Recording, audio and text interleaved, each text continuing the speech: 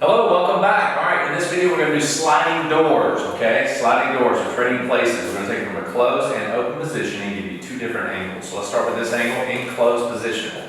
Here we go. And 1, 2, 3, cha-cha, 1, 2, 3, cha-cha, 1, 2, 3, cha-cha, 1, 2, 3, cha-cha, 1. Good. All right, let's take it from a different angle, from a two-hand hold position. Ready? You can hold it like this or underneath. Either way is correct. Ready? And 1, 2, 3, cha-cha, 1, 2, 3, cha-cha, 1, 2, 3, cha-cha, 1, 2, 3, cha-cha, 1. Good. All right. So you can see the difference on those. Again, hand hold is key. Just hold it underneath or on top. Either way, just make sure that you're actually giving her direction. Cool. For more information, go to your private lesson style videos, and that'll get you a lot of information that you need. Other than that, this is a quick view. Have fun, practice, and come on back for your next pattern.